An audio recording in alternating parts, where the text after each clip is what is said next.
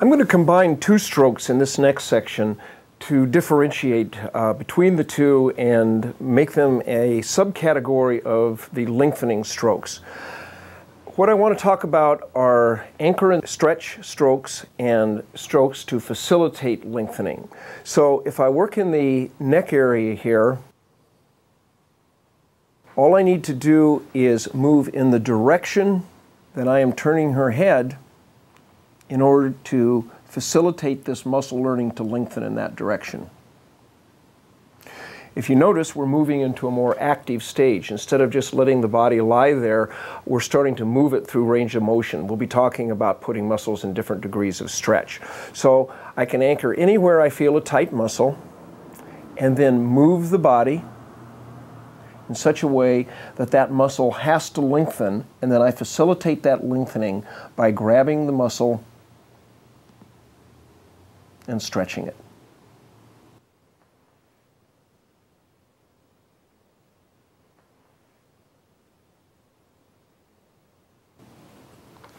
The other side of this coin would be what I call the anchor and stretch, which would be when you feel tightness in a particular area, you anchor on that tightness and then stretch the muscle away from there.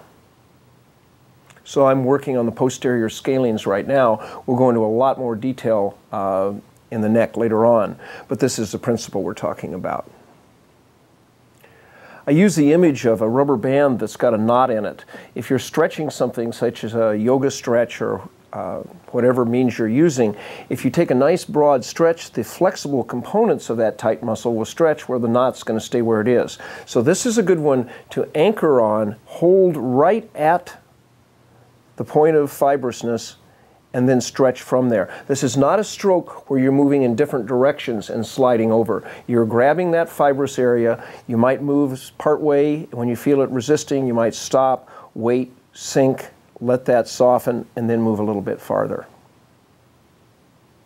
You can do this for virtually any muscle group that crosses a joint, and particularly the long muscles. I could even do something like grab the pectoralis major here, anchor, and then pull this arm away.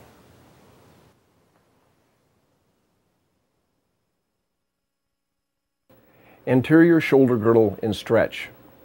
This drawing of the shoulder girdle, and particularly the pectoralis major muscle, shows the advantages of abducting the arm to put a stretch on muscles. As long as we have the arm up here, let's talk about the teres major and minor. They adduct the arm along with other issues of rotation, but all I need to do is, if I'm going to do an anchor and stretch, is put this arm down here, anchor in this area, and then right from that area stretch.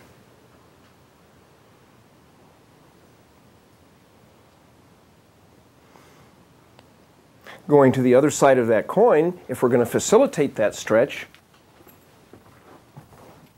all we need to do is get below, have the arm in a fairly shortened position for those muscles, and then move the arm up and facilitate that.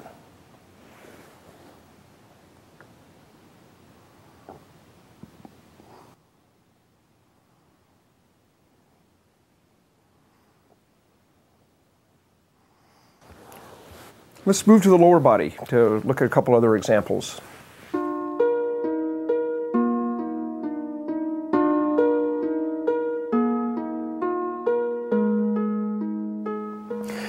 The front of the lower leg is another perfect example of how to work a facilitating stretch here.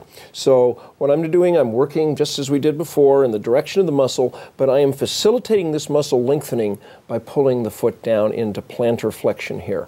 A lot of people, when they lie on the table and you see their foot right up like this is what they need to be able to let this foot move down here.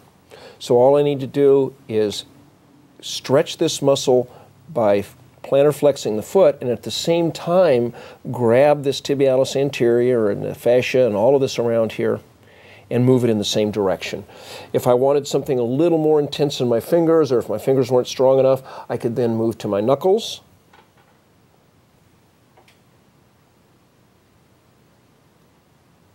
Or if that felt a little too intense for her, then I could move to my forearm and use the fleshy part of my forearm.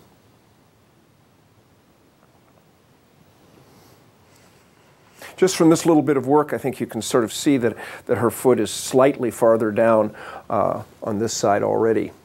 And then the antithesis of that stroke would be the anchor and stretch. So all I need to do is shorten this wherever I felt tension along here, and sometimes it can go all the way up to the knee.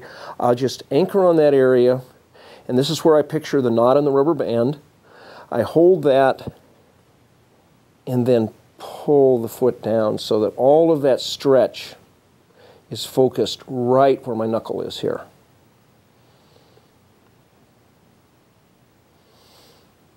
The feet are incredibly important. They're how we contact the earth, and a lot of people have strain patterns there. We're going to go into great detail on how to leave your client balanced on the ground and in more contact with the ground so that their weight isn't all on the outside of their foot or on the inside of their foot. We'll talk about that later. But this is another area. If you feel some fibrousness in here in the ankle retinaculum, just anchor and stretch away. Forearm feels also very nice here.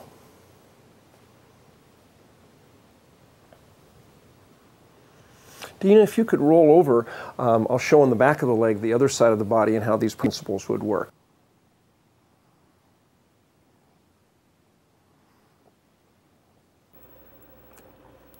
So by the same token, if her feet were unable to dorsiflex easily, I might want to take my knee here to expedite the stretch and then do a raking stroke, pulling toward my body. I'm going to flex her foot into dorsiflexion and then lengthen the muscle this way.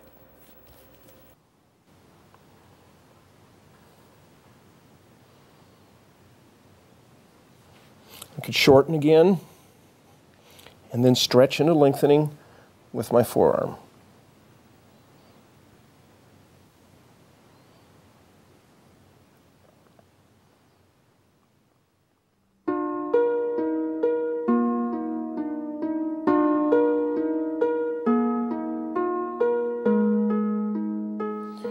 The hamstrings and the knee are another perfect example of showing the two sides of the anchor and stretch and the working in the direction of the stretch. If I want to expedite the lengthening of the hamstrings at the lower end here and have them work in the same direction, I could start them in a shortened position, and then as I'm moving in that direction,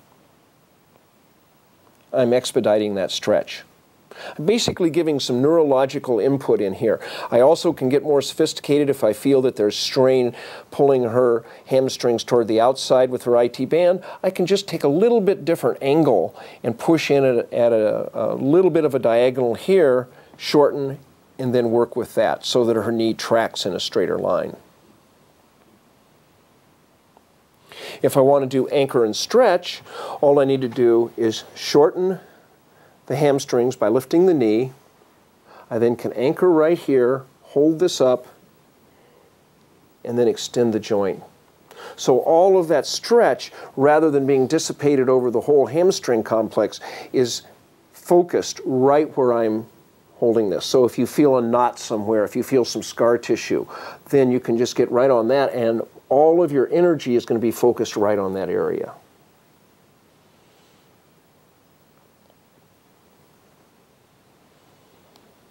The junction between the gluteals and the back is another perfect example of anchoring and stretching, particularly with someone with an anteriorly tilted pelvis that is giving them a fairly good lordosis, and you want to get some length here. All you would do is pull the gluteals under into a posterior tilt, hold that, and then move up this way.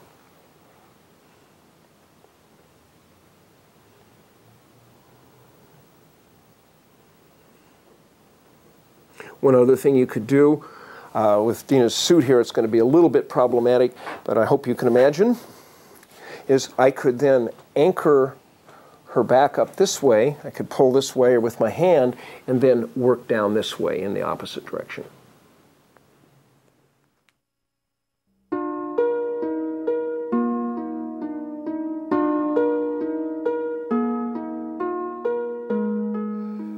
The calf is another good example of a different principle on working with muscles than just lengthening, shortening, cross fiber, and some of the other things we have been talking about.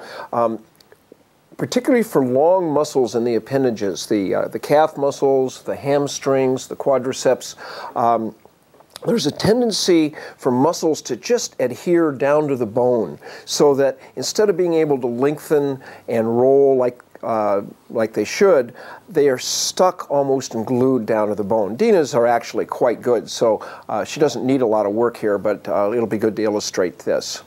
So what I want to do is I want to visualize that this gastroc complex in the whole calf, including the soleus, is able to revolve around this tibia rather than being stuck to it. And so what I'm going to do is either from above or below, probably right around the knee joint or at the ankle joint, I'm going to stabilize the tibia. I don't want her whole leg rolling. I'm trying to get this muscle to roll on the leg. So I can anywhere along here, I can just grab wherever I feel that it's not moving, and sometimes you come right to the end range and just wait for sometimes 10, 20, 30 seconds, and then you'll feel that muscle start rolling around the bone. So you can move it along the longitudinal axis of the bone. You can also move it up and down. This works very well for the quadriceps, which I'm not going to show, but there you don't need to stabilize the leg. You grab the muscle and you lift a little bit and you move it up and down so that it's able to contract and lengthen on this bone without being glued there. The last component of this would be to grab as far as you can around the muscle and just lift it off the bone. And take it to the end range. This isn't something that you just sort of keep lifting like this. Take it to the end range where you feel all that soft tissue fighting you, and then just hold it there and continue to lift, and just visualize lifting this muscle off the bone.